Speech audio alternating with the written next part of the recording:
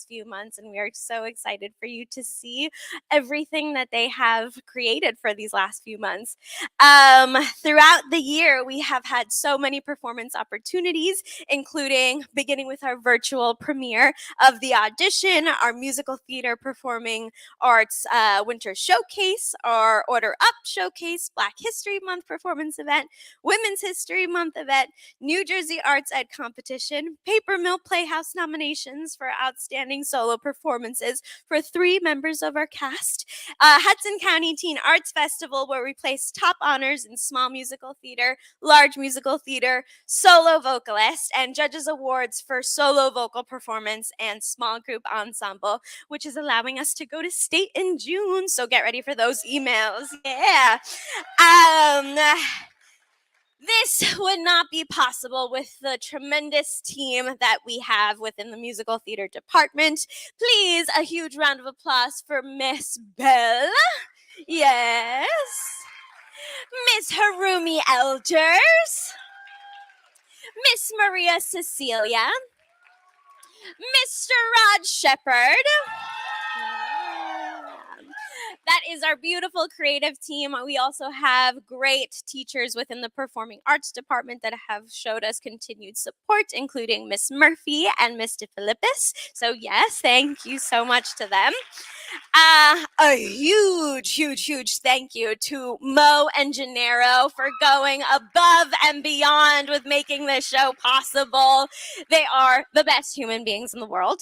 Thank you so much for Justin for making this lighting look spectacular this evening. Yes. Thank you so much for Jeremy, who stepped right in and was able to offer so much guidance. Thank you to Miss Samick, who has been there for every single question that we have had along the way. Thank you to Mr. Ricciardi for being so supportive during the rehearsal process. Thank you to Miss Young for being so helpful while getting this show up and providing a few extra laughs along the journey. To Mr. Ra for also stopping in and checking through. Thank you to the board, including Miss Amy Lynn Rodriguez, Joe Munoz, and Mr. Fargo, so many people. And tonight, a super special thank you to the PA Parents Association. Thank you for everything that you do throughout the whole entire year. We appreciate you so very much. We have so many teachers who have also helped with making this production a great production. With our set design, we had Mr. Bullich who helped with us, Mr. Kennan, Mr. Ensman, Mr. Cleash. We had so many hands on deck with making this possible. So thank you to everyone involved in this beautiful production. I hope that you all can see the hard work that all of your kids have put into this. You should be so very proud of each and every one. And I hope that we get to see you at the rest of these performances. Without further ado, presenting the cast of The Drowsy Chaperone.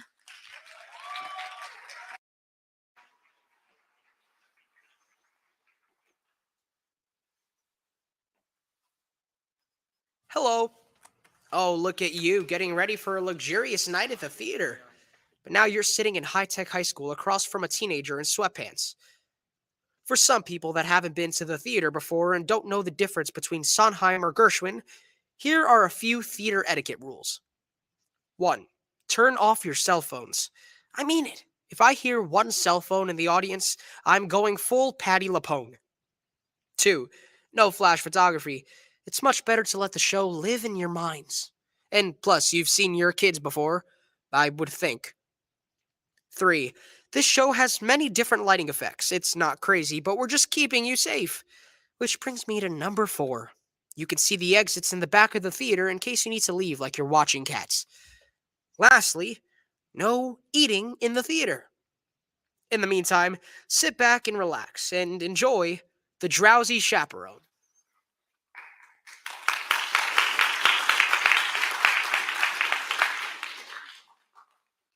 I hate theater. Well, it's so disappointing, isn't it? But you know what I do when I'm sitting in a darkened theater waiting for the show to begin? I pray. Oh, dear God, please let it be a good show. And let it be short, Lord in heaven, please. I mean, 2 hours is fine, but 3 hours is too much. And keep the actors out of the audience. God, I did not pay good money to have the fourth wall come crashing down around my ears. I just want a story and a few good songs that'll take me away. I just want to be entertained. I mean, isn't that the point? Amen. You know, there was a time when people sat in darkened theaters and thought to themselves, what if George and Ira Gershwin have for us tonight? Or can Cole Porter pull it off again? Can you imagine? Now it's, please, Elton John, must we continue this charade? It used to be sitting there in the dark. You knew that when the show began, you would be taken away to another world, a world full of color and music and glamour. And you thought to yourself, my God, when are they going to bring up the lights? Oh, how things have changed. Hello, how are we today? Well, I'm feeling a little blue myself, a little anxious for no particular reason, a little sad that I should feel anxious at this age, a little self-conscious anxiety resulting in non-specific sadness, a state that I call blue.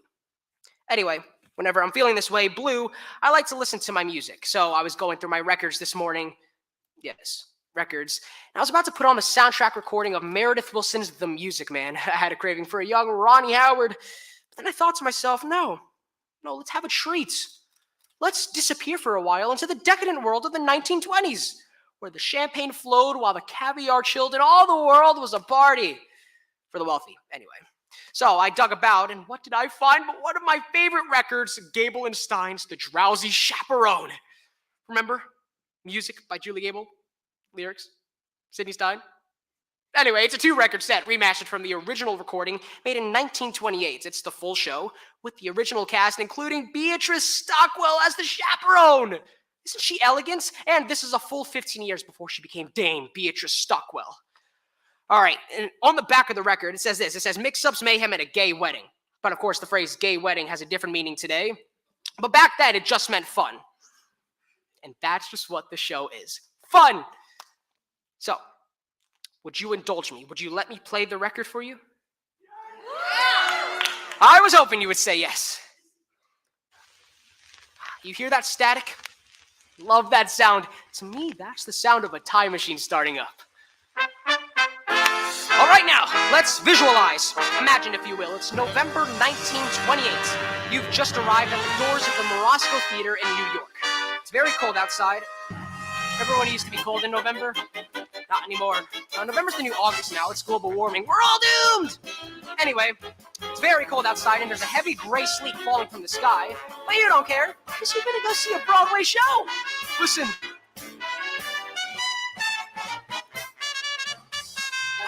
Isn't this wonderful?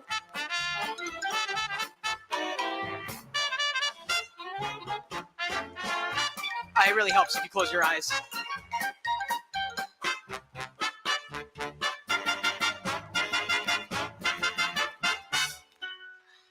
Overtures. Overtures are out of style now. I miss them. It's the show's way of welcoming you.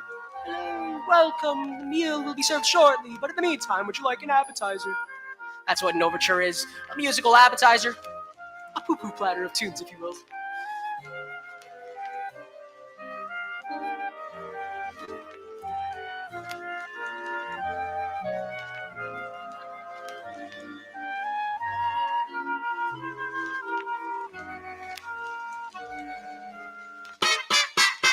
Oh, something new.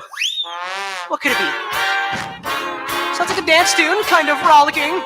Maybe involving pirates. Don't worry, there are no pirates.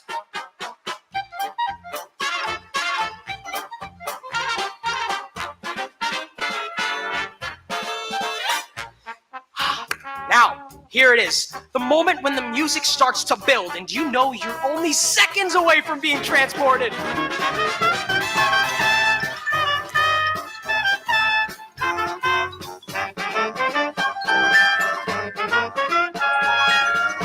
Curtains going up! I can't wait!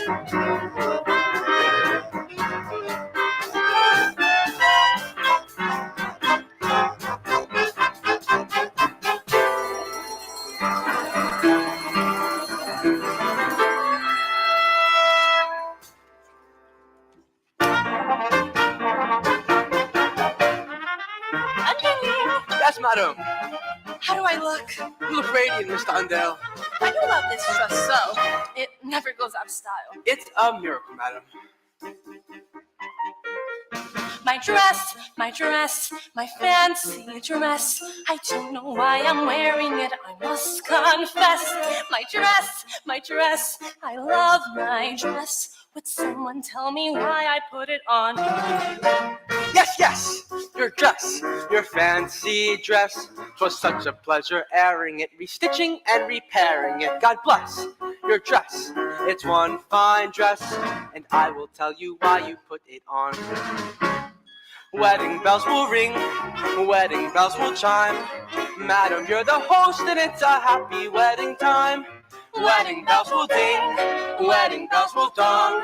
Wedding bells will ding-a-ling and we will ding along. Your dress, your fancy dress. We're very, very glad you put it on. Wedding guests have come, Wedding guests are here. Wedding guests are at the door and soon they will appear.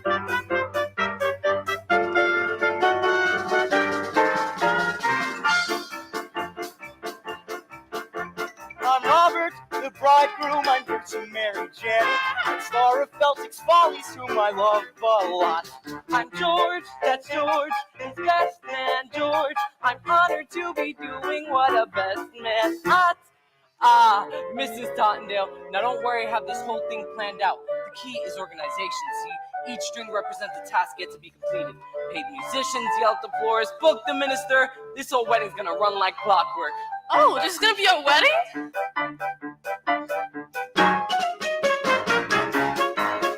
I'm Feltic, producer. I lost my leading lady. I've gotta stop this wedding or I might get shot. I'm Kitty, just Kitty. I came with Mr. Felting. I'll be a leading lady if I get my son. We're pastry chefs. We cross our hearts for pastry chefs. No fakery, all bakery is what we've got. Adolfo, my name is Adolfo. I am the king of romance, so I kiss a lot. You are the king of romance, so you kiss a lot. Wedding bells will ring, wedding bells will chime. Wedding bells will celebrate a happy wedding time. Someone hasn't come, someone isn't here. Where is Jenny? Where the Dept, and when will she appear?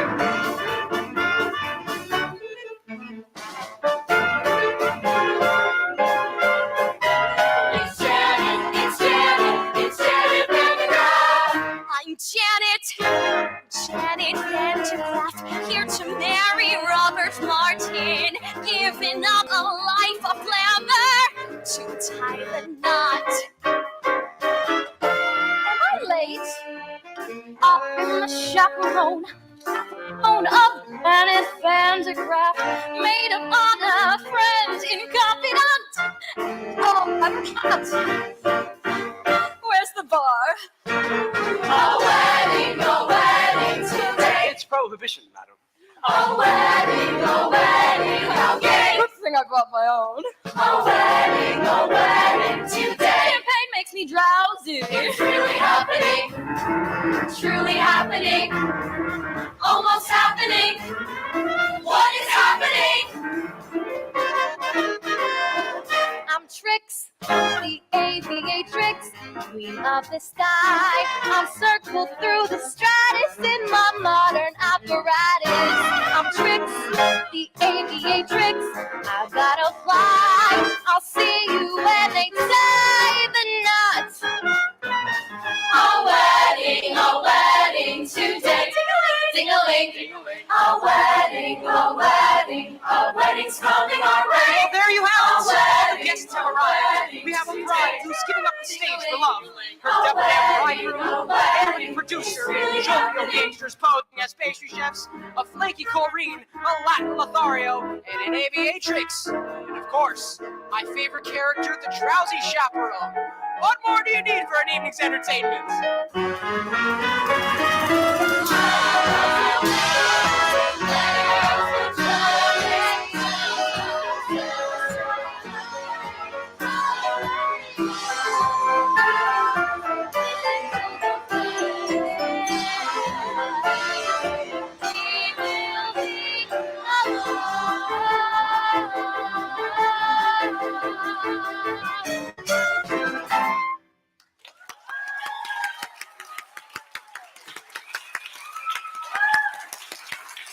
Wasn't that wonderful? And we will ding along. I don't even know what that means. All right, I'll lead you through this record as best as I can. Don't worry, it won't be hard to follow. So we begin with a welcome from the love-struck groom. Well, I just wanted to thank you all for coming. Why, I must be some lucky fellow. Who would have thought that I, Robert Martin, would be marrying a glamorous showgirl, and that glamorous showgirl would be willing to give up a successful career for me, Robert Martin. Aww. Now, if it weren't for prohibition, I'd say, let's raise a glass. Here.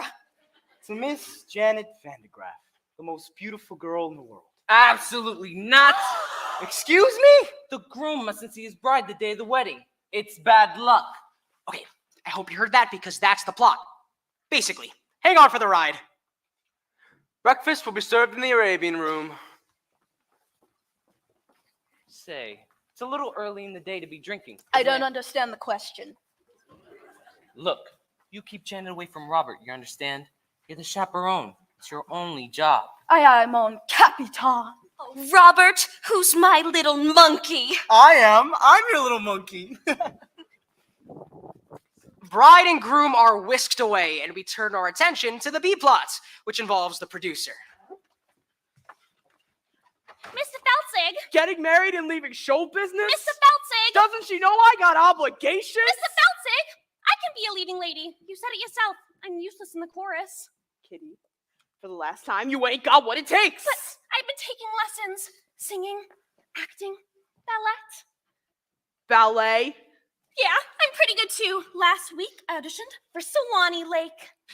All right, a little annotation here. Kitty and Feldzig were a couple in real life, Jack and Sadie Adler. Now, this is a familiar comic construct, a stupid woman and her long-suffering companion. She appears stupid, but in the end, she does something very clever, which makes everybody wonder whether it was all just an act. The irony here is that Sadie was actually quite stupid. Jack had to explain all the jokes to him, apparently. But still, she had a wonderful career on the stage, because at the time, the theater was the only place where stupid people could earn a decent living. This was before television, of course. Kitty, for the last time, I ain't got time for this.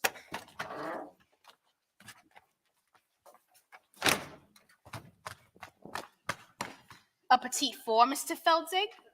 Not now. Perhaps a nice profiterole. Boys, I'm not hungry. Then perhaps we can give you something else to chew on. Yeah, something that ain't food. What? Your confusion is to be expected. Although we stand here before you in the guise of innocent pastry chefs, we are also, and primarily, employees of a certain individual. A certain individual. A certain individual who happens to be the largest single investor of Feldzig's follies. He has sent us here as pastry chefs to express his concern about Miss Vandegraff's impending nuptials. Specifically, that if she gets married and leaves the show, then there ain't no show. Say, don't I know you? No, you don't. Have you ever spent any time in Toledo? Have you ever spent any time in a coma? No, but I have a cousin in Seattle. Kitty! Boys, you tell your boss that this wedding is never gonna happen. You have my word. Oh, we'll take your word, all right. But to go back on that word would be a recipe for disaster. Now, we hope we have made ourselves perfectly clear. One can only hope. You biscotta be kidding me. A trifle much. Don't start with me. All right. You could drop the pastry chef routine. Alas, we ganache. We're on the lamb. Lamb's an entree, you macaroon. The gangsters were played by interchangeable vaudeville duo, the Tall brothers, John and Peter Tall. They were born Abram and Mendel Masloskowitz, but were renamed to Ellis Island by a sarcastic immigration official. Now, they were an early example of the typical Broadway gangster, full of wordplay and stylized movements. Not very intimidating, unless you find dancers intimidating, which I do, but for reasons that would not be appropriate to the situation. We'll leave the matter in your hands, Mr. Feldzig. In the meantime, feel free to browse the dessert carousel. Try the Toledo surprise. It's to die for.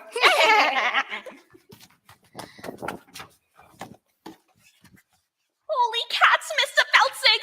They're gangsters! Very perceptive. Now go powder your face.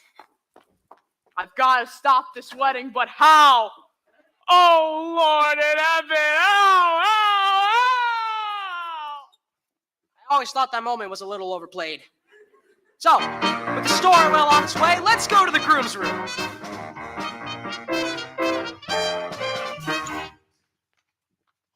Hey there, handsome. Show me those pearly whites. The groom was played by the dashing Percy Hyman. He started out as the Albright toothpaste man. Oh, his fabulous smile adorned every tube. Now, Albright was hugely popular in the early 20s because it contained cocaine. It's true, if you looked at the label, it's the fifth ingredient down right after sugar. Anyway, it wasn't long before he became a huge matinee idol. Now, it's perfectly normal for a groom to be nervous on his wedding day. It is? Of course! I love Percy Hyman. Now, some people say he was a bad actor, but to those people, I say, shut up. Hey, that Mr. Mirror Man, quaking, trembling like them fraidy cats do. Something big be bothering.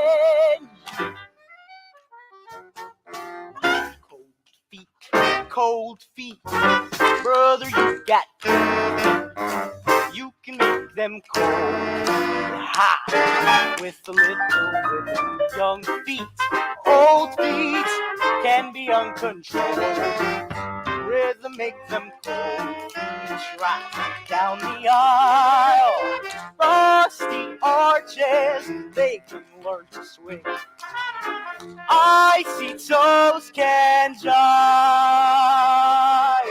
Wedding marches played in ragtime swing make frigid souls come alive and take that dive. Cold feet, small feet, brother, you got cold feet. Rhythm make them cold feet hot. You don't say. Why don't you slime back into your mud hole, you backstabbing worm? Well, now I have to find another minister.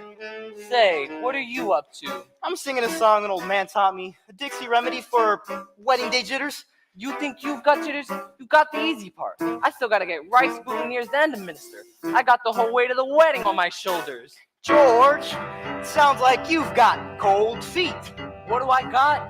Cold feet. What do I want? Cold feet. What do I do? Scold feet? No! You make them cold feet hot.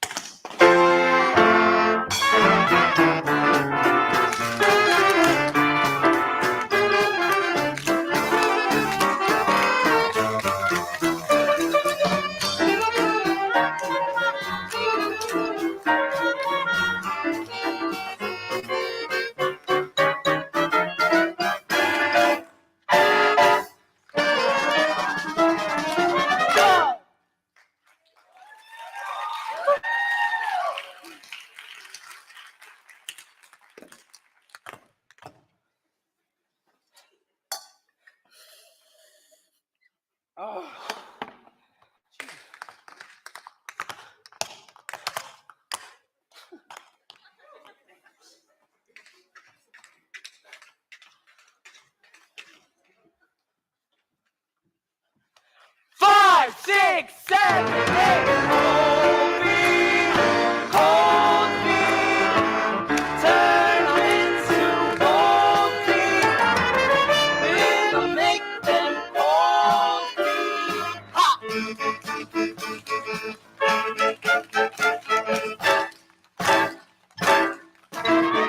Make cold feet hot.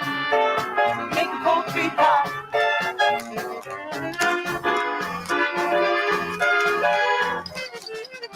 Make the cold feet hot.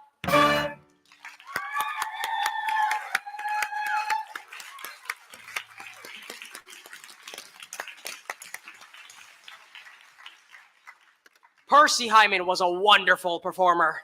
I like to think of him panting and sweating after a long dance routine. He's still alive, you know. I saw him on the news recently celebrating his 100th birthday.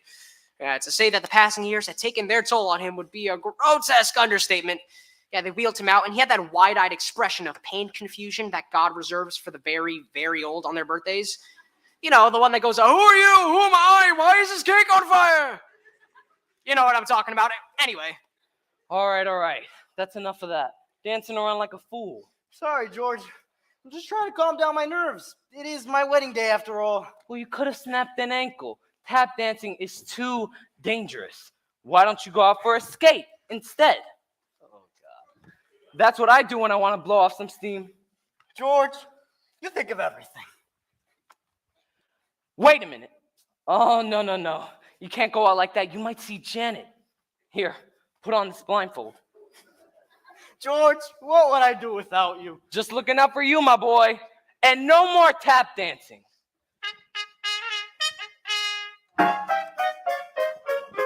Wedding bells will ring.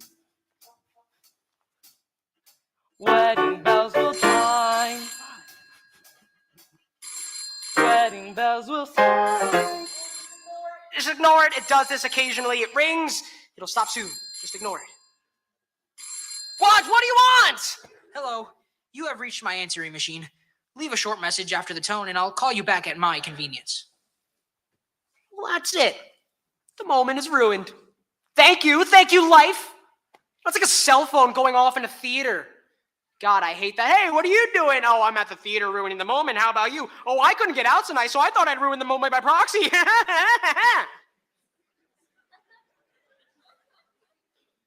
Sorry.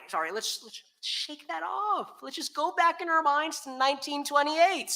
They didn't have cell phones in 1928, but I'm sure they had something for the ruining of moments. Bugles or something.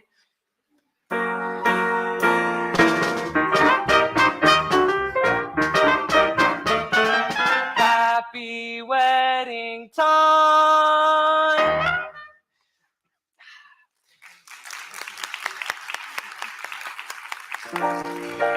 So, the scene shifts and we find the bride, the glamorous Janet Vandergraff, entertaining questions from reporters as she lounges by the pool.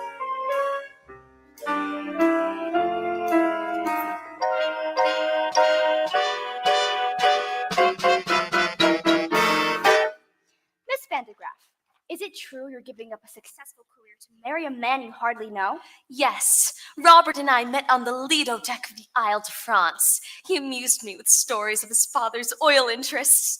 We spooned, briefly, and then he proposed. So you won't be returning to the stage? Ever? I shan't. You shan't? I shan't. Can we quote you on that? Of course. One more question? Yes. Why would anyone ever put olives in a Gibson? I got a question for you.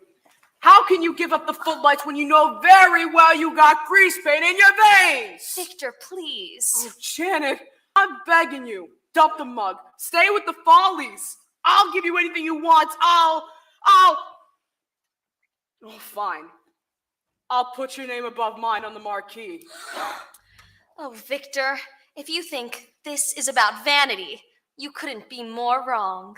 I don't want to show off no more. I don't want to sing tunes no more. I don't want to ride moons no more. I don't want to show off. I don't want to wear this no more. Play the saucy Swiss Miss no more. Blow my signature no more. I don't want to show off. Janet, please. Don't try to control me. I've made up my mind, and that's it. I quit. I'm leaving it all behind. I don't want to be cute no more. Make the gentleman hoot no more. I don't want to wear fruit no more. I don't want to show off. She don't wanna show off no more. Not me. Read her name is on news no more. Page 3. No more. Gee, I don't want to show off. She don't wanna show off. I don't want to show off. She don't wanna show off no more. Off no more. Not me. Whee!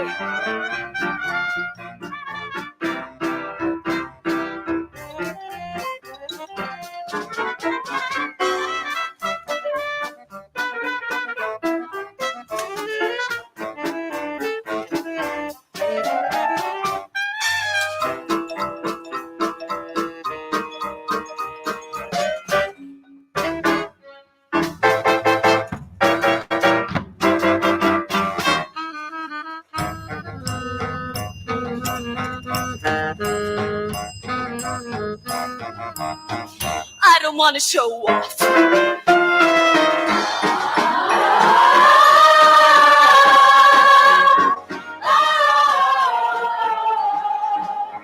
She don't wanna show off, don't wanna show off no more. Don't wanna show off no more.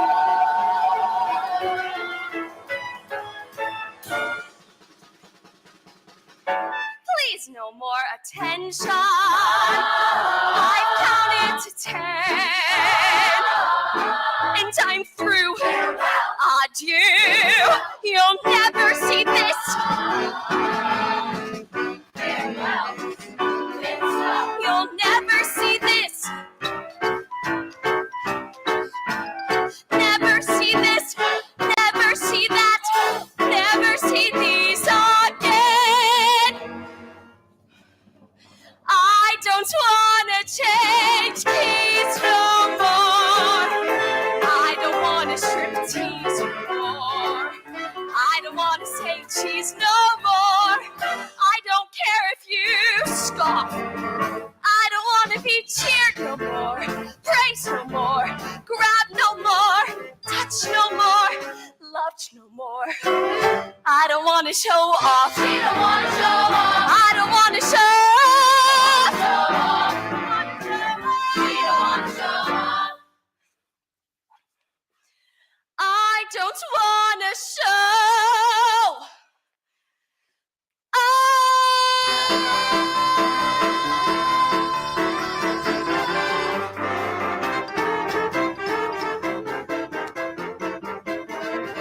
no more.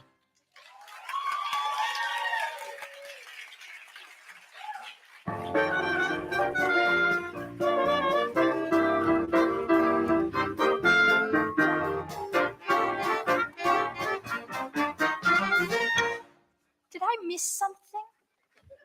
Well, Mr. Feldzig, it is painfully obvious that Miss Vandergraff has no desire to continue a life on the stage.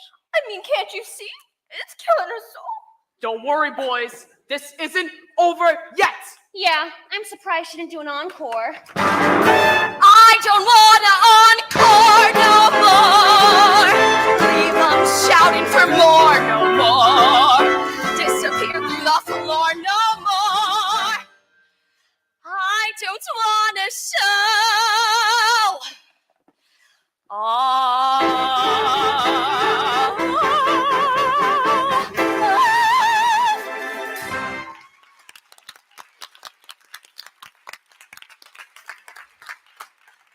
That was Jane Roberts as the bride. She was the Oops girl, remember? Surely you remember the Oops girl. Don't you people read? She was billed as the girl whose sexual energy was so great that it caused the men around her to have accidents. You know, spill their drinks, drive their cars into trees. And she would go, oops. Well, I'm not really doing it justice, but people ate it up.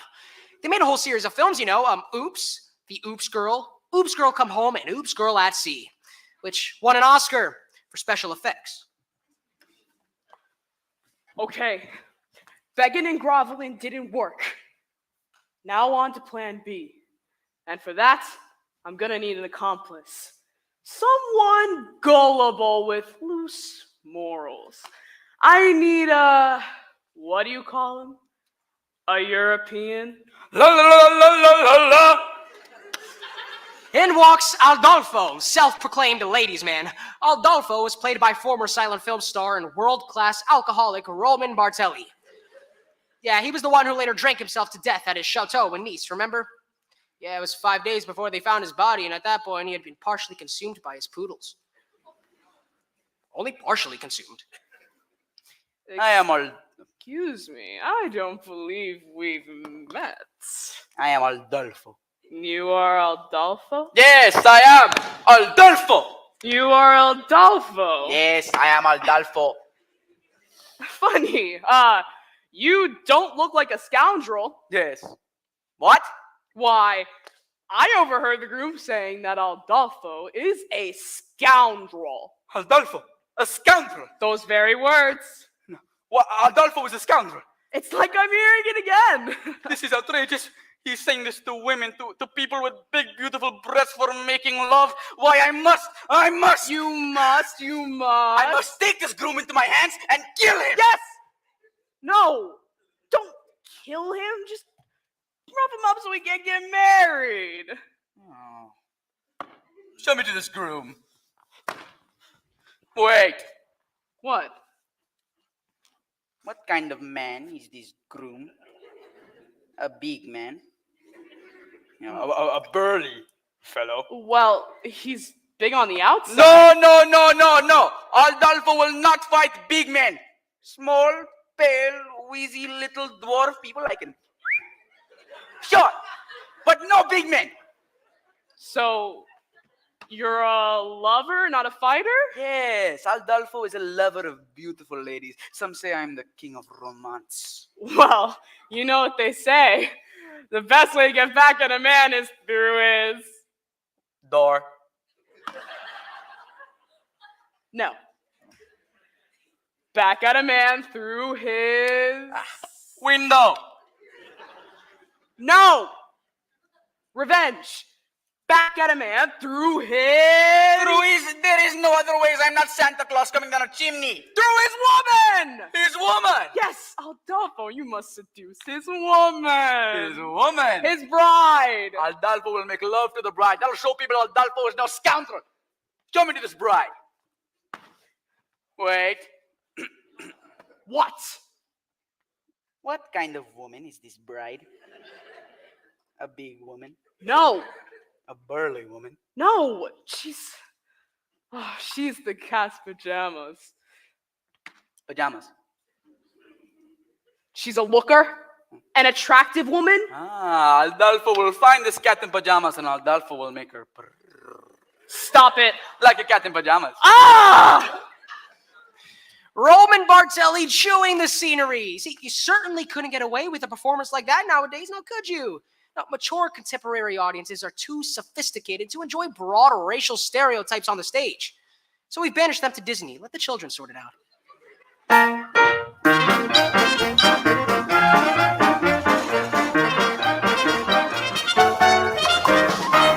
Underling! Yes, madam. The pastry chefs have been kind enough to provide the liquor for the party. But remember, Underling, we have to be discreet. Yes, madam. It is prohibition after all. I'm aware of that, madam. We'll have to use code words. For instance, if someone asks for a glass of ice water, it means they want a glass of vodka. Have you got that? Yes, madam. Are you sure? Maybe you should write it down. I understand, madam. A glass of ice water is a glass of vodka. What's a glass of ice water? Vodka. Ice water? Vodka. Ice? Vodka. You see, that's settled then. One less thing to do. Underling, might I please have a glass of ice water? I found the meeting with the pastry chefs rather trying, and I would surely enjoy a glass of refreshing ice water. Your ice water, madam. That was pure vodka, you poop! I hate this scene. Well, now I do need a glass of ice water. A glass of ice water, madam. Yes, ice water. Are you going deaf? Would that I were. That was pure vodka, you poop! You can see where this is going, can't you? It's really just a series of spit takes. Your ice water, madam. That was pure vodka, you poop! You know, in some ways, the Drowsy Chaperone was quite progressive. Your ice water, madam. That was pure vodka, you poop! Yes, some elements were quite progressive, others were stale in 1928. You know what? I'm just going to skip ahead on this part. That was...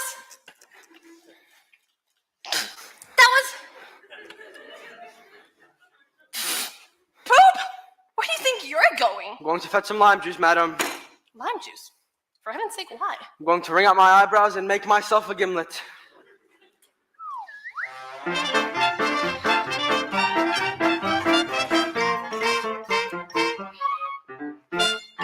Now, you're probably asking yourself, what was that routine doing in the show? Well, it's simple, really. There's a song coming up, and they needed time to allow for the set change.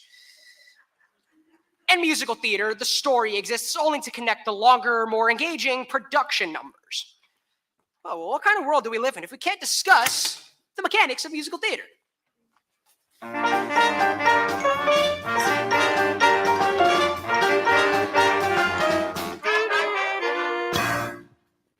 In a few hours, I'm gonna be Mrs. Robert Martin. Oh, my head is spinning. Yes, life is a mad whirlwind. Now, this is a really interesting scene because this is the only time in the show where Jane Roberts and Beatrice Stockwell are alone together on the stage. Now, at this point, Jane Roberts was an emerging star, but Beatrice Stockwell was already well established and was a force to contend with. I'm so full of apprehension, but I suppose that's normal considering the circumstance. Have you ever been married, Chaperone? No, I drink out of pleasure, not necessity. Your ice water, madam. I'm afraid we're fresh out of olives. Have you ever been married, Underling? Heavens no, madam. If I were to serve a woman, I prefer to be paid for my efforts. Oh, you too? I know it seems silly to give up a successful career to marry a man I hardly know, but somehow, for some reason, when I look into his eyes, his big monkey eyes, oh gee, I get all woozy. And that's love, isn't it? Not necessarily. I mean, the wooziness can be caused by a number of things. I'm woozy right now, and I'm certainly not in love. Now, Beatrice Stockwell was famous for her rousing anthems. She entertained and inspired the troops in every major world conflict up to and including the Falklands War. Of course, at that point, she was already in her late 80s, and her anthems didn't so much rouse as stupefy. But still, she demanded that a rousing anthem be played at every performance she ever did, even if it wasn't appropriate. You couldn't say no to her. Now that's star power.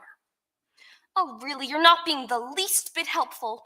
Couldn't you at least allay my fears with a few choice words of inspiration? Inspiration? Really, dear, that's not my forte. Yes, but if you... As we stumble along on life's funny journey, as we stumble along into the blue, we look here and we look there, seeking answers anywhere, never sure where to turn or what to do. Still we bumble our way through life's crazy labyrinth, knowing left from right, nor right from wrong. And the best that we can do is hope a bluebird will sing his song as we stumble along. That was quite nice, Chaperone, but I don't see how it pertains to my situation. Let me explain. Oh, really? That's not necessary. It's a dismal little world in which we live. It can bore you till you've nothing left to give. 7 overrated wonders, 7 underwhelming seas, 6 excruciating continents. Antarctica! Oh, please. Still, you mustn't let it lick you, this planet. Oh, so bland. Keep your eyeball on the highball in your hand as we stumble along across life's crowded dance floor. As we push and we shove, we live and we learn. And when we finally leave the bar and we see that morning star, we pull our bootstraps up and homeward turn. Then we stumble away through dawn's blinding sunbeams, barely knowing right from right or left from wrong. But as long as we can hear that little blue bird, there'll be a song as we stumble along, as we stumble, bumble, fumble, plumble, as we stumble along.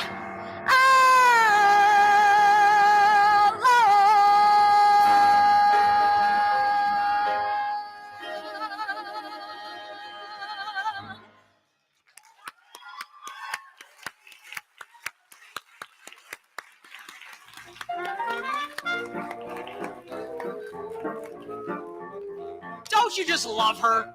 Basically, she sings a rousing anthem about alcoholism. That's what I love about her. She just does her own thing when she wants, regardless of the needs and concerns of others.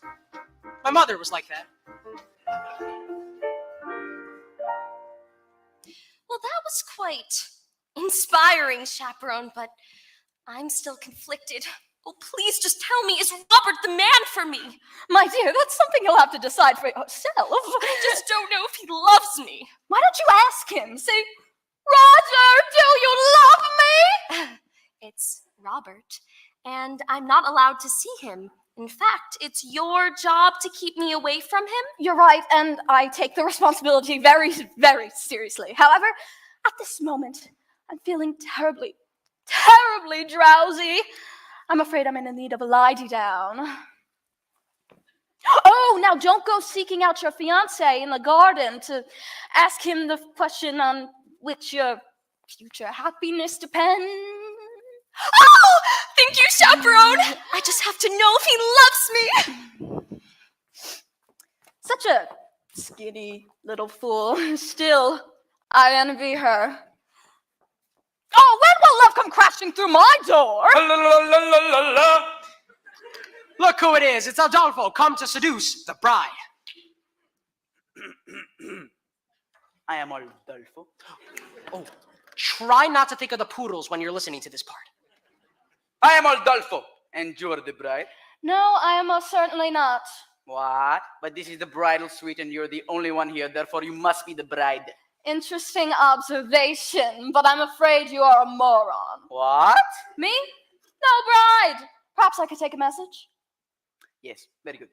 Dear Van de Graaf bride, I must make love to you and transport you to a place of ecstasy. Sooner is better. Signed, Adolfo, King of Romance. Well, you saw right through my little ruse. You found me out. Ah, so you are the bride. Apparently, yes. Take me, Adolphus. No.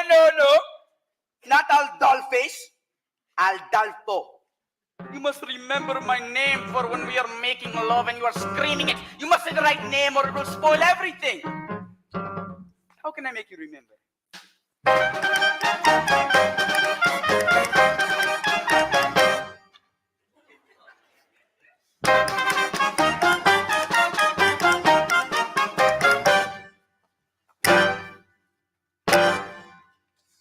I'm sure that you have heard the name Aldolfo, a ladies' man who wins a claim, Aldolfo. Well, lovely miss, I am the same Aldolfo. I introduce myself. I am Aldolfo. Nice to meet you. Shall we? Not so fast. So just in case you didn't hear, Aldolfo, I'll try to make it very clear, Aldolfo. Lovely ladies always hear Aldolfo. When I repeat myself, I am Aldolfo. Understood. I can sing it high. I can sing it low. Aldolfo. I can sing it very fast. Aldolfo. And I can sing it very slowly. I do it now, but it will take hours. Now let us see if you can remember my name. I'll give it a shot. Now who's the fellow that you see? Aldolfo. And how should you refer to me? Aldolfo. And who is it that will always be? Aldolfo. Now sing it proudly. You are Aldolfo. Now let me sing it out for you. For all you lovely ladies in the crowd who didn't hear for some reason. Maybe you are hard of hearing or something. I don't know. It goes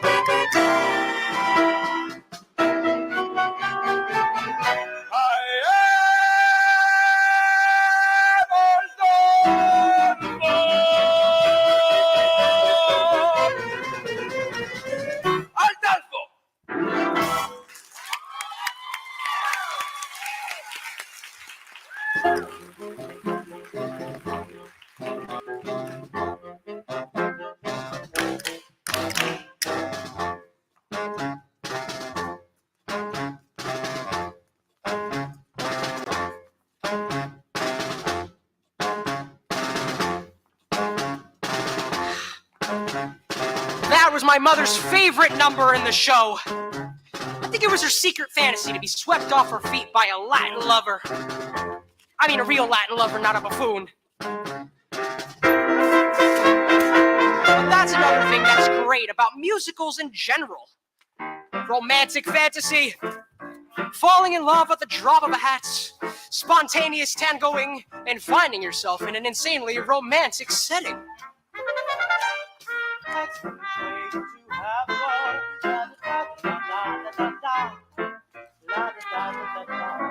Robert, look out! Sorry, madam. It's my wedding day, so I have to wear a blindfold. A blindfold? Say, who am I speaking to, anywho? Well, Robert, why, it's me. I mean, Mimi from France. This scene couldn't be more ridiculous. So, you are marrying the Janet Van der Graaf, no? Oui, I hear she is very beautiful oui. and glamorous. Ah, oui, oui. Is it true she has an exceptionally broad range and excels at playing both comedic and dramatic roles? Say, I'm having trouble placing your accent. What part of France did you say you were from again? Oh, the middle part, the part where they make the toast. So you're telling me about your, how you say in English, fiancé. That's right. So tell me, when was the moment you knew she was the only one for you? It's a funny story, actually. We were standing on the Lido deck on the Ile de France. Yes? I was amusing her with stories of my father's oil interests. And then what happened? I look into her eyes, her big, glamorous eyes, and I feel all woozy. And then you fell. And then you fell? That's right. Right on my keister. That's when I said, well, I guess I don't have my sea legs yet. But we haven't left the dock. That's what she said. And that's when I knew you must be love. And you said? And I said, there was a time I could stop on time. Forbearance was one of my talents. But since you've been around, I can't hold my ground. I'm consistently losing my balance. I'm an accident waiting to happen, a catastrophe destined to be. I'm the toy on the stair, the three-legged chair, the hand that's been caught by a shoe. When my two-love-sick arms started flapping, there was nothing my ankles could do. I'm an accident waiting to happen, so how be I happen to you? And then what happened? Well, then she joined in.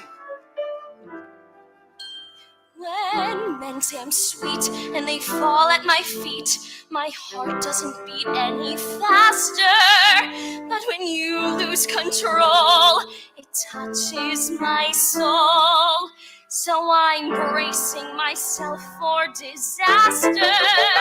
You're an accident waiting to happen. That's right. A catastrophe destined to be. That's me. I'm the rising seller. A broken umbrella, a branch hanging loose from a tree. I can see myself jumping and clapping for a man who lives dangerously. You're an accident waiting to happen, so hurry and happen to me.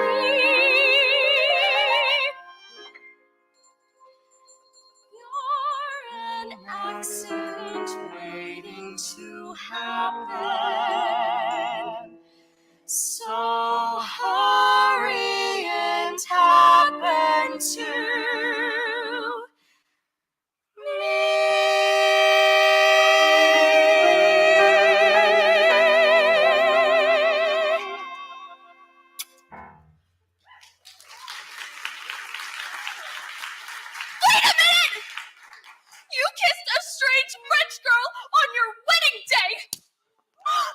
Oh no!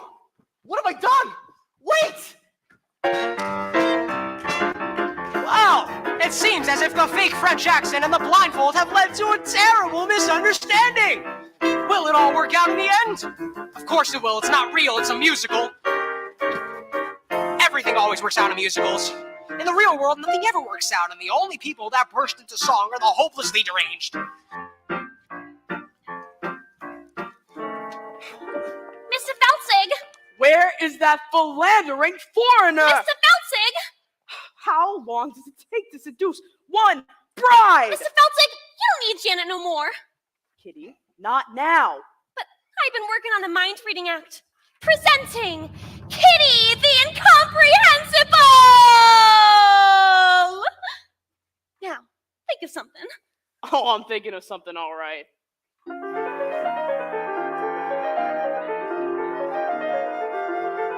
Pick up some milk and a loaf of rye bread. Oh, and don't forget to save your legs. You're reading your own mind, you idiots. No wonder it was so easy. Mr. Feldzig. It would seem that the wedding is going according to schedule. Now it is time you receive your just desserts. What do you think, partner? Should we whip up something special for Mr. Feldzig? Yeah, how about the Toledo surprise? An inspired choice. Toledo surprise. I never heard of that. No, you haven't. Those who have heard of it are generally never heard from again. We'll share the recipe with you. First, you chop the nuts. Then you pound the dough. Then you bake it up nice and slow. And then you got your Toledo surprise. Could you run that by me one more time? It's a very simple recipe, Mr. Feldzig. First, you chop Chop the nuts, then you pound the dough, and then you bake it up nice and slow. And then you got your Toledo surprise. Say, why don't we give him a little taste? All right. Hold it! What style? What grace! Open your fists. Now shake them. Now give me that recipe one more time. Da da da da da da. Go! Chop the nuts, pound the dough, bake it up nice and slow. Then you got a Toledo Now surprise. sell it. Hit the peach, peel the skin, mush it up, throw it in. That's a tasty Toledo surprise. Here's cooking. First you beat it up, then you sweet it up. When you heat it up, if it tries to rise, don't let it. It's a snap. Try it, folks. With your whites, split your yolks. That's you got a Toledo surprise. You boys are naturals. Honest? Yeah, I'm gonna go write the contracts. Hey! A 5, 6, 7, 8. Oh, Mr. Feldzig, what's going on here? Kitty, I'm developing a new act. Toledo surprise. You're putting gangsters in the show and you won't put me in it? You're not even in the union! You got it all wrong, this new act. It's for you, Kitty. And these boys are your backup dancers. Backup dancers? Holy cats! What? That hot Toledo does to my libido. Good? Yes, indeedo. Sugary, yum, yum. Surprise! Squeeze the cream, squeeze the pan, lick the spoon, tuck the plan. Mix your bust your tuxedo. Toledo surprise!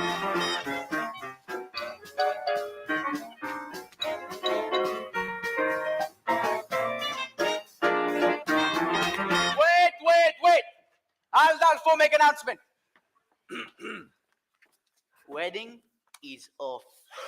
What, for the love of God, why? Because Aldalfo has made love to the bride. Oh, ew. That is not the bride, you idiot! That is the chaperone! What? The wedding's back on! The wedding is off. What? Robert kissed a French girl. Her name is Mimi. She's very beautiful. Couldn't help it, Janet. She was just like you.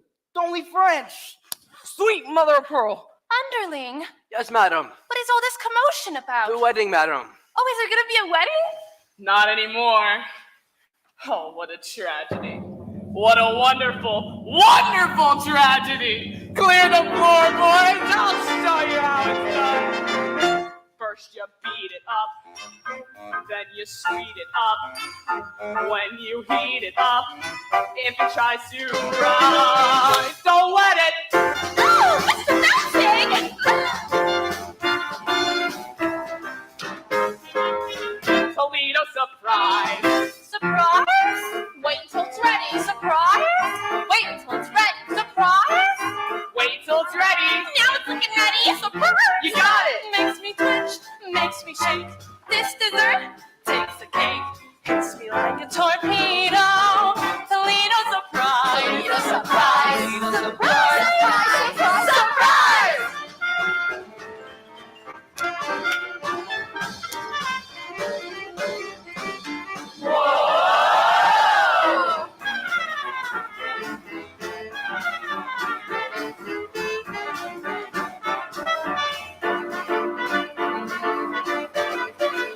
Surprise!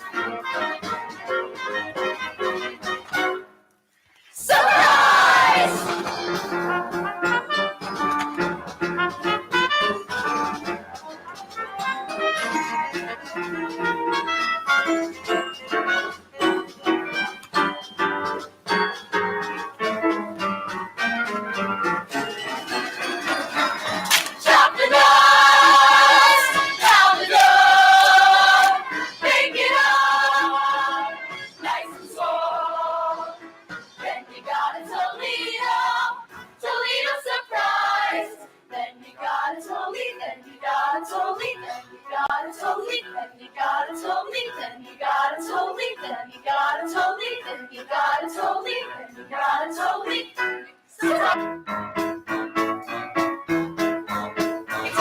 Surprise! That's a tasty, totally no surprise.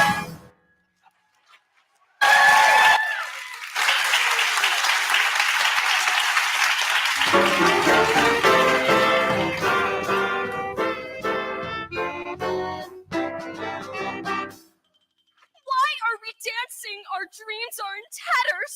Yes, but the tune is so infectious. Oh, Robert, this is the saddest day of my life.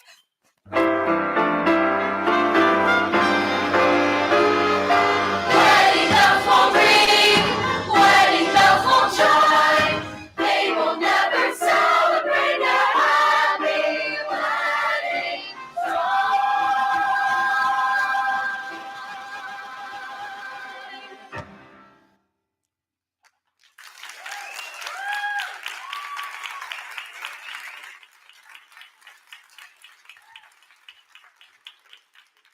And that's that. The curtain falls and it's time for intermission. At least it would be if we were actually sitting in the Morosco Theater watching the Drowsy Chaperone, which of course we're not. I don't like intermissions, you know? They ruin the magic. You know, like 1 second you're lost in a glamorous world of music and romance, and then bang, surrounded by tourists, crinkling candy wrappers and nattering about the lack of women's restrooms. It's cruel. All right, I'm gonna go get a snack because I have a bit of a blood sugar issue, so I have to eat small meals throughout the day or I get jittery. But you should go get a snack too, all right? We have a lot of good options here. So do that before we get to Act 2. I'm gonna go make myself some tea.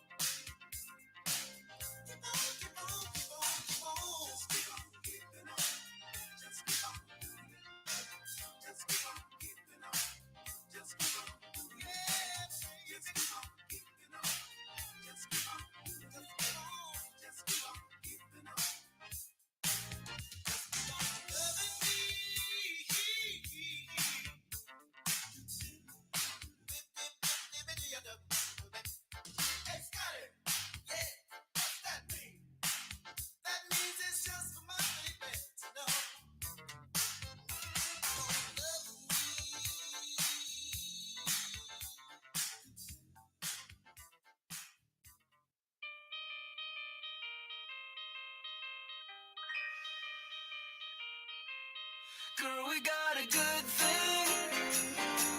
You know where this is heading. Just a couple of birds, happy to be singing. Girl, we got a good thing, and I don't see this ending. You wanna fly, you wanna flee, you wanna get away with me, you wanna face the great unknown.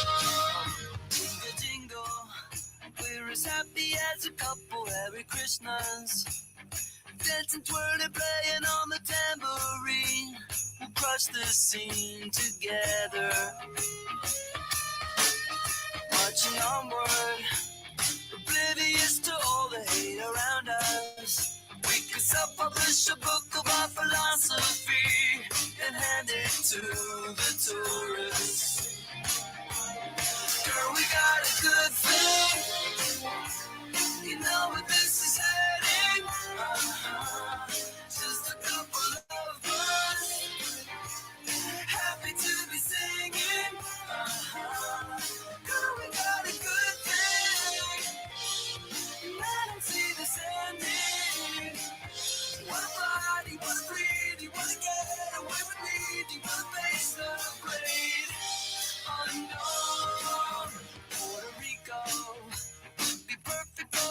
destination wedding. I'll drive the two Ventura on the 101. It sounds like fun to me. You scare me like an open window. Let's choke it on to Stockholm syndrome. I want to grow into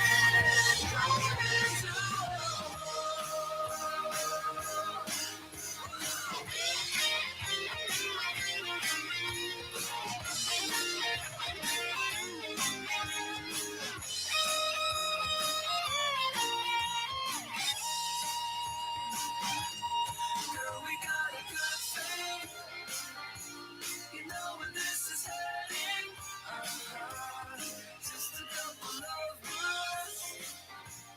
Happy to be singing. Girl, we got a good thing.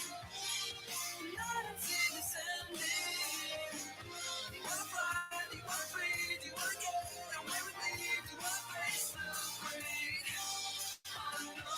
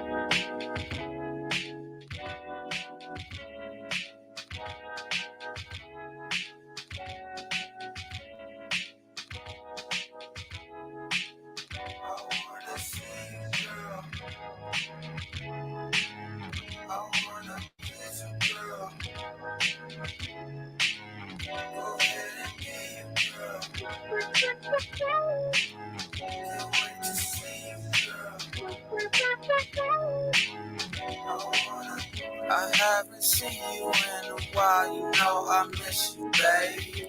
When you hear this song, feel flattered, it's about to fade. And how I miss it, and I wish that I could see it more. But you're in college now, and I'm about to go on to girl. I wanna kiss you, girl. Go ahead and be you, girl. Can't wait to see you, girl.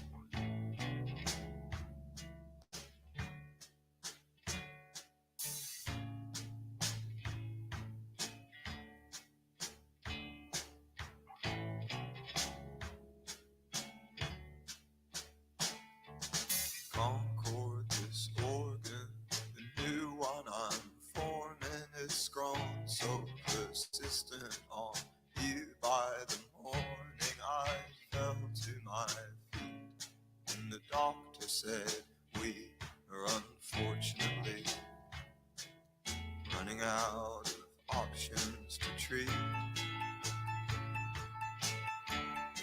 What a funny way to speak.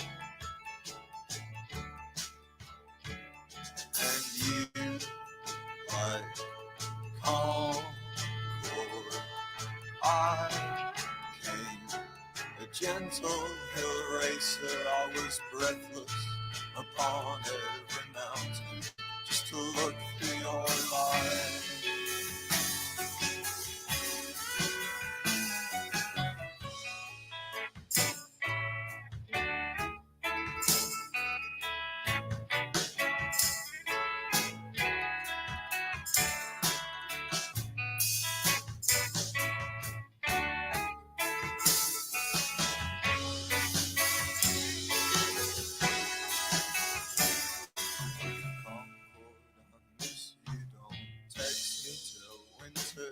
I can hardly afford a second summer of splinters. This staircase, it leads only to some old pictures of you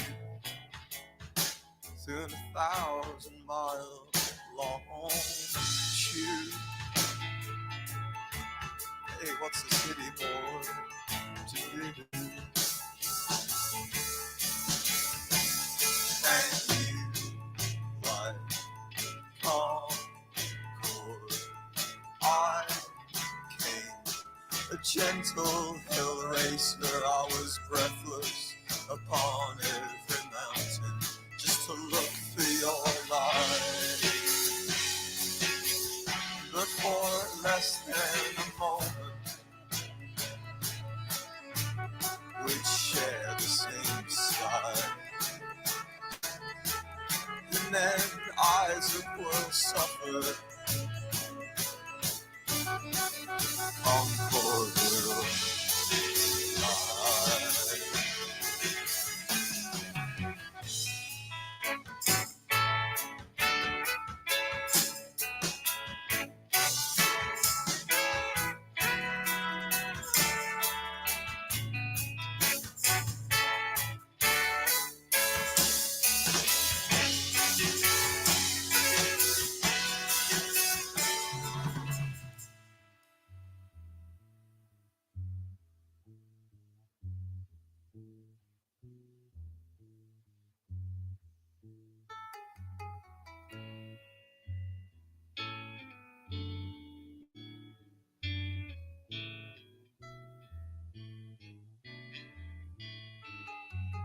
Concord, we're old now.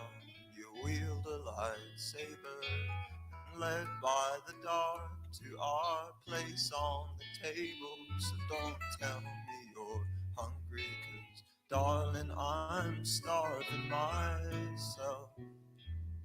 And I heard you're on Atkins as well.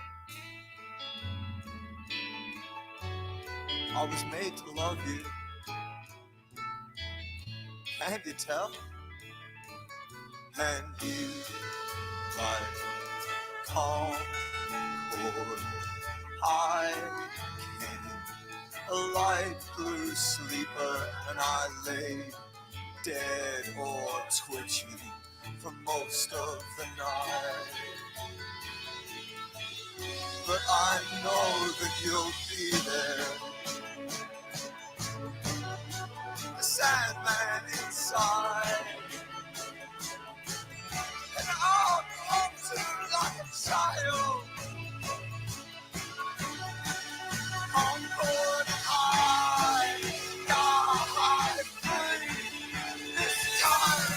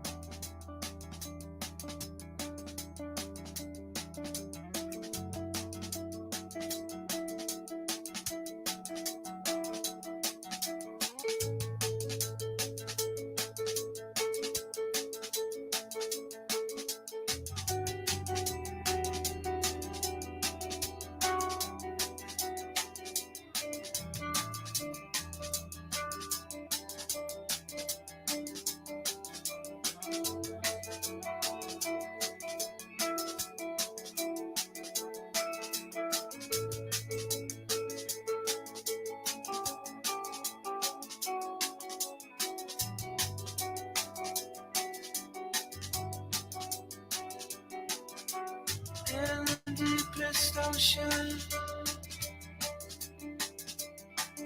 the bottom of the sea, yeah, they tell me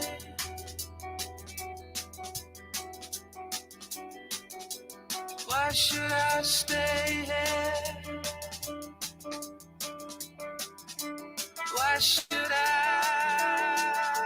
stay?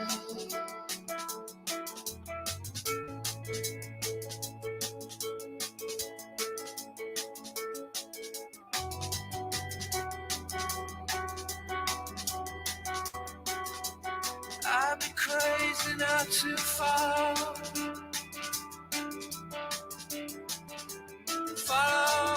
where you lead. Yeah, they tell me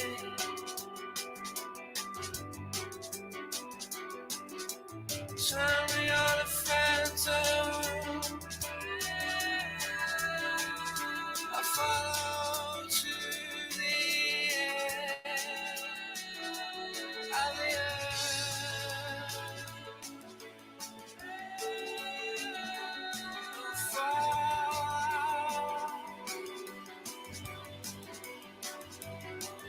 Yeah, everybody leave.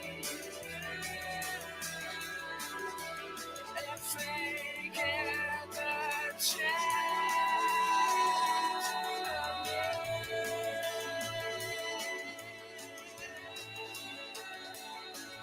My chance. I get eaten by the worms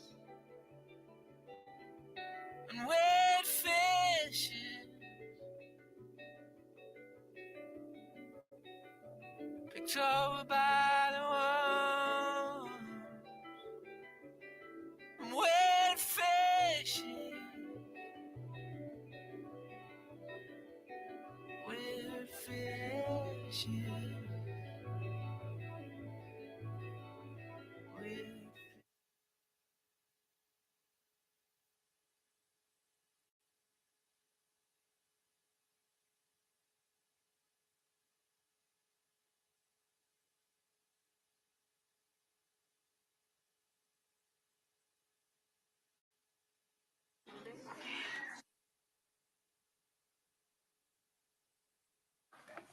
Can he go?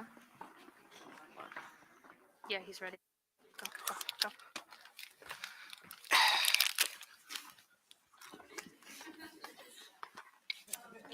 Oh, it's a power bar. Like I said, I have to eat small meals throughout the day or I get jittery. It's rude, I know, but you would not like the alternative. Believe you me. Believe you me.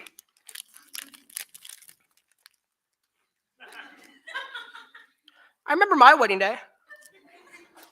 Yeah, I didn't eat breakfast that day, and the ceremony wasn't until 4 in the afternoon. I was like, oh, I do. Are you surprised that I was married? Well, there you have it. You shouldn't go making assumptions about people now, should you? I'm a very complicated person. I have to pee now. I'll be quick, I promise, but while I'm gone, you can start listening to the beginning of Act 2.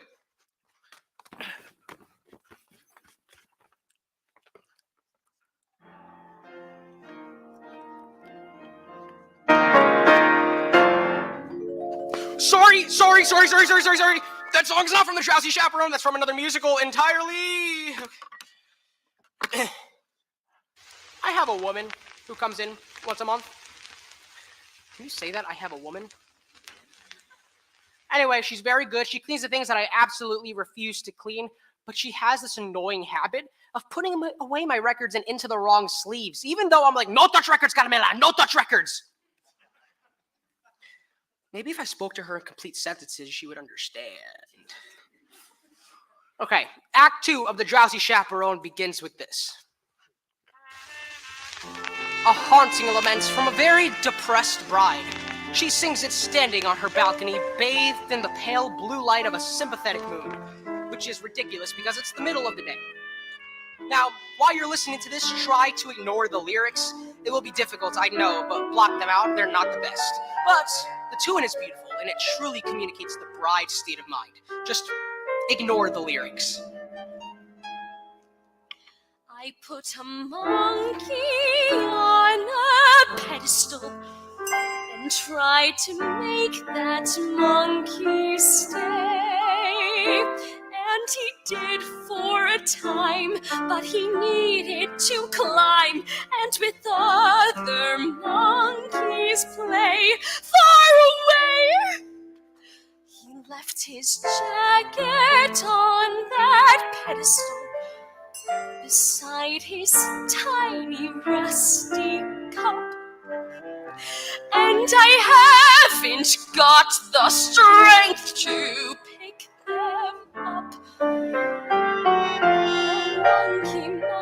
Monkey, you broke my heart in two. But I'll always save that pedestal for you. Come, my little monkey. Come, my little monkey. The melody is so simple, it just floats in the air. And I must confess, I often get a bit misty when I think of that tiny jacket lying on the pedestal, its long sleeves dangling on the floor.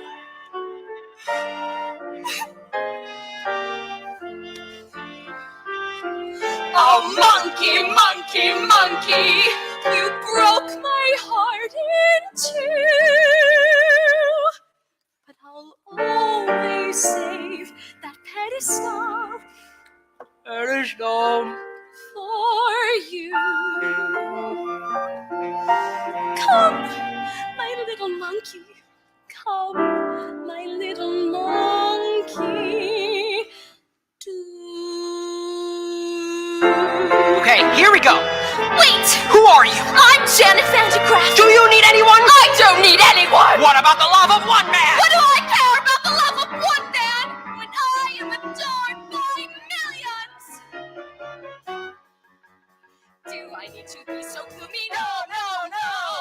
I could rule the world if so I chose. Sigmund Freud sends flowers to me every show. Gertrude Stein, she handed me a rose. Now she really lets go. I'm Janet Van de Graaff, ain't no nail that I can't hammer. Why give up a life of glamour? Life of glamour? Life of glamour? No! Monkey, monkey. I love this part. Monkey, monkey. She's having a complete mental breakdown. Monkey, monkey, monkey. I'm an accident waiting to happen. I don't want to show off no more. Monkey, monkey. I don't want to spread mirth no more. Monkey, monkey. Be the greatest on earth no more. I don't wanna. I don't wanna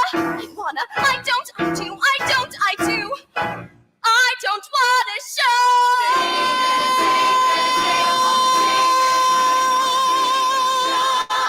Typing sword, Janet, future is secure, Janet, millions will do just fine.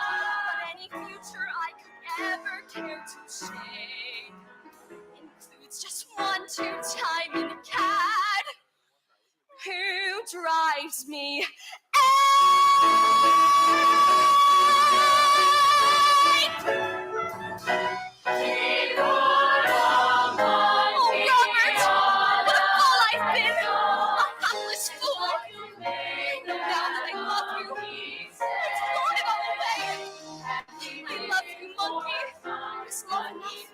is love ever enough? And with other monkeys play.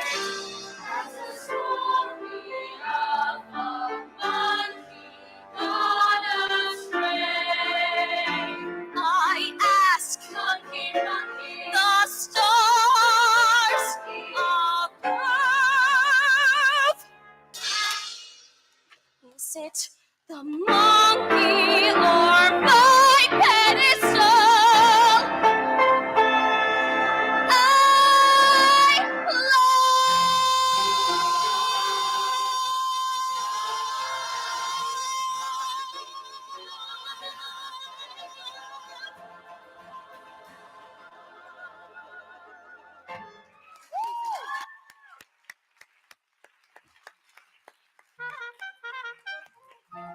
Don't you just love that number? It has everything. A little Busby Berkeley, a little Jane Goodall. That's another thing I love about shows in general. When a character is in crisis, they sing and they dance, which is so much more entertaining than just whining about it. That's the glory of musical theater.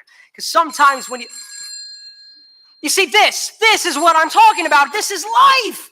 You manage to be happy for 5 seconds and then something somewhere starts ringing.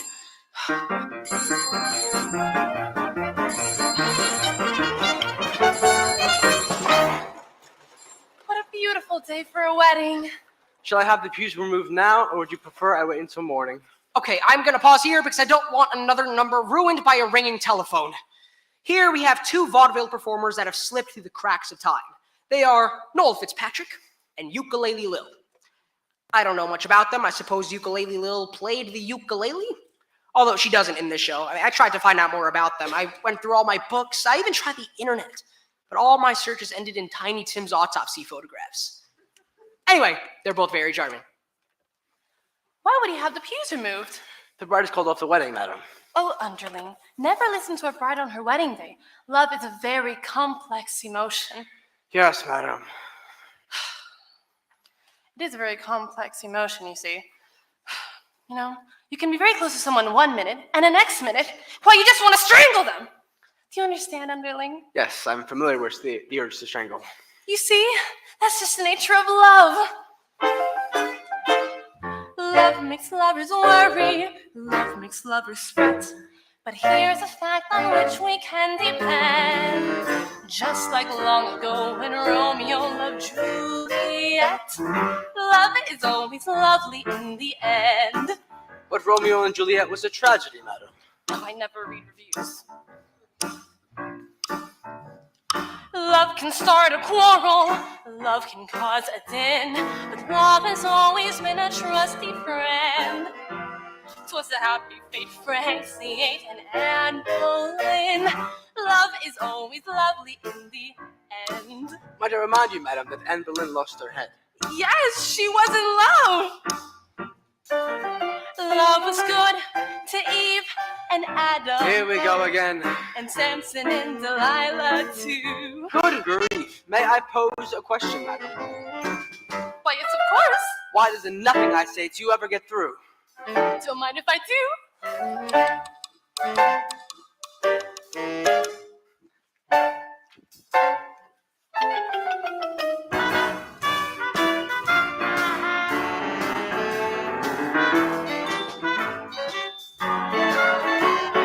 Love is always lovely in the end. Oh, I found that quite taxing, madam. Excuse me while I pour myself a glass of ice water. Love sneaks up behind you. Love drops from above. But love has always been a trusty friend.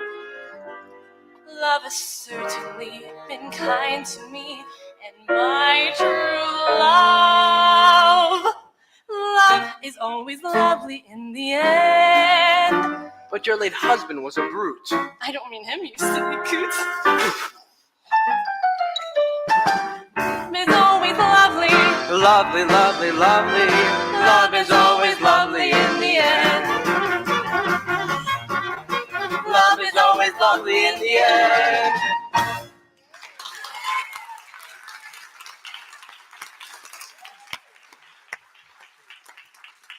Yes, that was charming. But to be frank, on some level, that number pisses me off. Now, I'm going to say something here, and yes, I have been drinking. But I'm going to go out on a limb and say that love is not always lovely in the end. No, because often in the end, there are lawyers, and another thing, and another thing. Surely someone was aware of the awkward sexual connotation of that title? Love is always lovely in the end? Is it just me? Look, I guess what I'm trying to say is that number is naive, and irresponsibly so. Sorry, I thought that should just be said for the benefit of the younger people in the audience. All right, I won't interrupt anymore. Ooh, there's a moment coming up that I've become obsessed with. There you are! Oh, Chaperone! I'm in a terrible state! Oh, you most certainly are. You can't go to a wedding like that. Oh, you poor dear. Haven't you heard? The wedding's been called off. Not your wedding. Mine. Oh, that reminds me. Can I borrow your veil? You're getting married? But to whom? La la la la la la la. Ah, beautiful lady with baffled expression. You're marrying Aldolfo? I know it sounds strange, but when I look into his eyes, his big, clumsy eyes, I get all drowsy. And that's love, isn't it? Yes, dear. That is love. I'm gonna put my cards on the table. I've got a weak heart. Can't take the pressure. If this goes on any longer, the old ticker's gonna give out. So please, tell me, is there going to be a wedding or not? Yes. Thank the good Lord in heaven. Aldolfo and the Chaperone are getting married. What? Oh, there you are. I have wonderful news. There's gonna be a wedding. Yes, we know. You know. Yes, we just heard. From whom? I told them. How do you know? What difference does it make? Miss Tottendale and I are to be married in the garden at 7:30 this evening. What? What? Oh, yes. Congratulations to everyone. Say, what kind of cockamamie wedding is this? Everyone's getting married except the bride and the groom.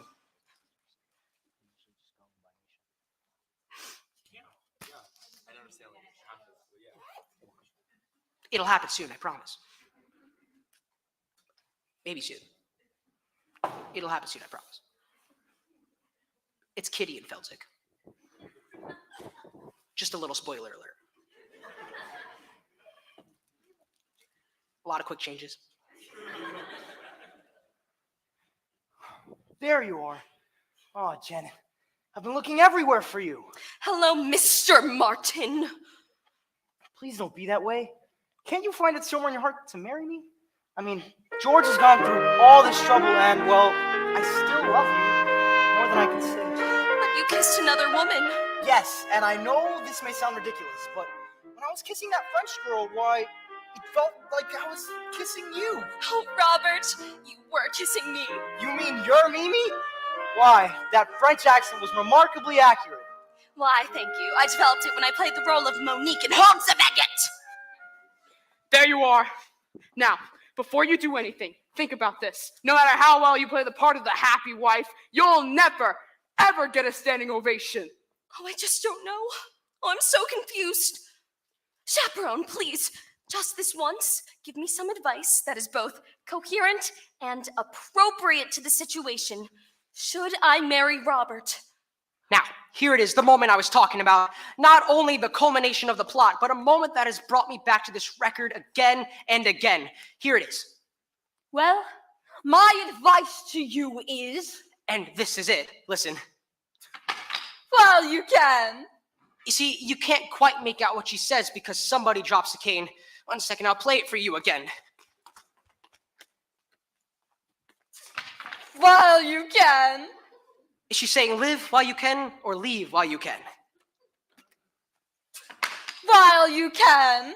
Now, it's Beatrice Stockwell, so it might just be a cynical quip, but this is a wedding after all, and that's exactly what you think when you're standing at the altar, isn't it? Live or leave.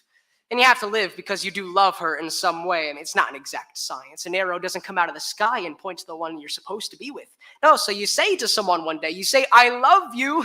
And basically, you phrase it as a question, but they accept it as fact. And the next thing you know, there she is standing in front of you in a $3,000 dress with tears in her eyes. And I mean, her nephew made the huppa, so what do? Do you say, I was kidding, I was joking? No, right? You can't, so you live. You choose to live. And for a couple of months, you stare at that alien form in bed beside you, and you think to yourself, who are you? Who are you? And then one day you say it out loud. And it's trial separation and couples counseling, and all the conversations are about her eating disorder and your Zoloft addiction, and you're constantly redefining and reevaluating and revisiting before you finally lose the deposit on the house, and the whole relationship ends on a particularly ugly note with your only copy of Gypsy spinning through the air and slamming against the living room wall. But still, in a larger sense, in a broader sense, it's better to have lived than left. Right? Well, you can. You have no idea how many times I've listened to that part. Oh, thank you, Chaperone. You certainly have a way with words. Robert, my answer is yes. I will marry you. Wonderful, wonderful. Well, Mr. Feldzig, it looks like this wedding is a done deal. Now you're in trouble. And there's nothing you can do about it. But there is. I found a replacement. A new leading lady. Presenting Kitty the Incredible. Okay, Kitty. Now concentrate and show the boys how you can read my mind. My mind.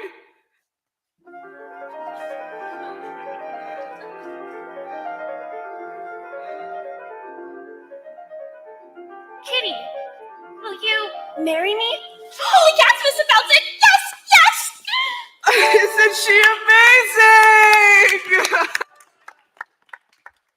Well, what are you all waiting for? You ladies go put on your frillies and we'll get married in one big clump. That's how they do it down in Utah. Well, George, I don't know how you managed to do it. 4 weddings in one day. I guess you're everybody's best man now. I am? Yeah! I am! Hip, hip, hooray! He's George, that's George, the best man, George. I'm honored to be doing what a best man ought. He's basking in the glory of a fight well fought. Wedding bells will ring, wedding bells will chime, wedding bells will celebrate a happy wedding time.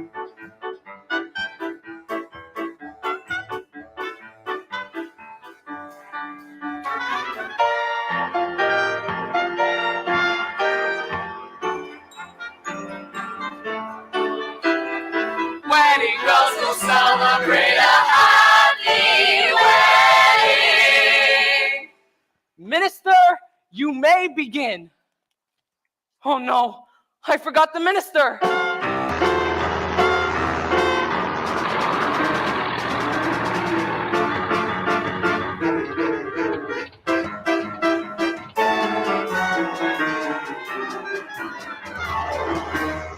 Who the hell are you? I'm Trix, the aviatrix, queen of the sky.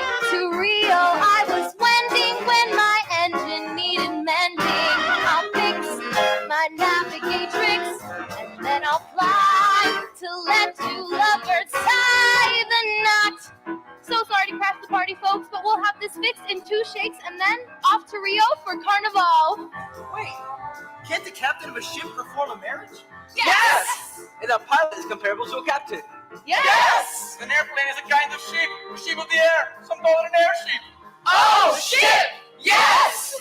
Wait, I got it. Trix, you can marry them on the plane and we'll have the honeymoon in Rio. Hurrah! A bride and groom in a chapel may bring a tear to the eye. But what a thrill when lovebirds trill. I do in the sky. When vows are set in a meadow, the bees and daffodils sigh. But when sweethearts blush, I do in the sky. Do you? We do. Do you? We do. Do you? We do.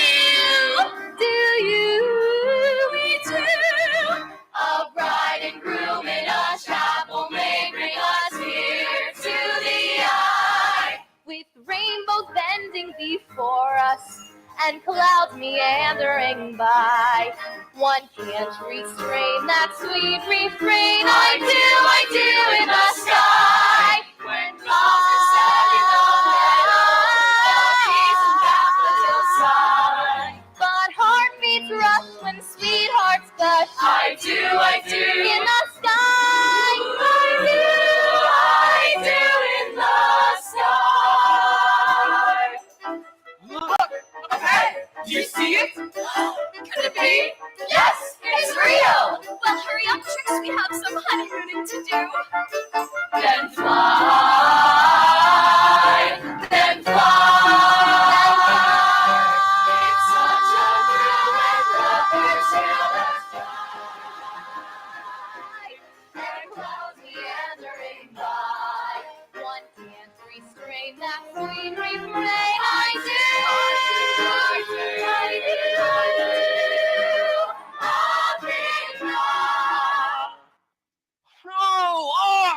Oh, I can't believe it! Okay, everybody, stay calm. This happens occasionally. It's a horrible old apartment with terrible wiring. Just concentrate. Keep the show alive in your minds. Don't let yourselves be distracted. I will find the fuse box. Everybody stay quiet. It's a super. Oh, no. Hi. Hello? Your lights are out. Yes? Yeah, we had to shut the power off because we're replacing a breaker panel in the basement. Yes? So we replaced it, but when we shut the power off, all the breakers in all of the apartments disappeared. Yes? That's what happens. It's normal. Yes. So I gotta reset your breakers. What, now? It'll only take a second. All right. I tried calling you earlier before, but there was no answer. Oh, I've been having a problem with the phone. Oh, here we go.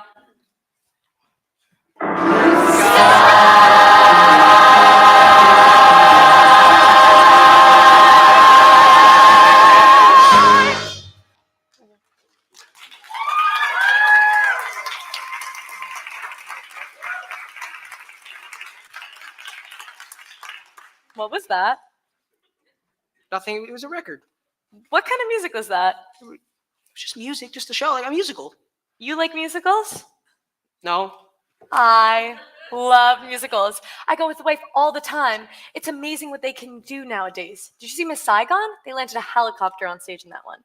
Yeah, I've seen them all. I've seen Cats, Les Mis, Saturday Night Fever. I like the movie better. Oh, really? Oh, that's great. Bye, have a good day. Well, that's it. The The moment is ruined. One note away from the end of the show, and the mood is broken. Maybe I should just restart the record. No, I can't do that, can I?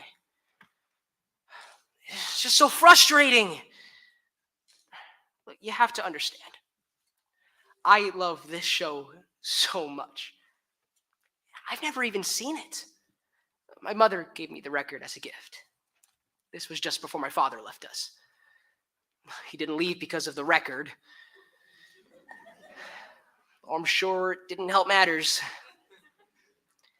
Look, I know it's not a perfect musical. The spit take scene is lame. The monkey motif is labored. But none of that matters. It does what a musical is supposed to do. It takes you away to another world. It gives you a little tune to carry with you in your head. A little something to help you escape the dreary horrors of the real world. A little something for when you're feeling blue. You know? As we stumble along on life's funny journey, as we stumble along into the blue, we look here and we look there, seeking answers anywhere, never sure of where to turn or what to I'm do. an accident waiting to happen.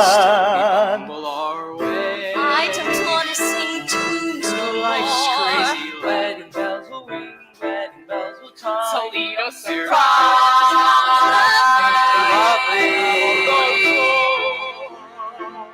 Surprise! And the best that we can do is hope a bluebird will sing his song as we stumble along till we rumble our way through life's crazy labyrinth. Going left and right, right. Best that we can do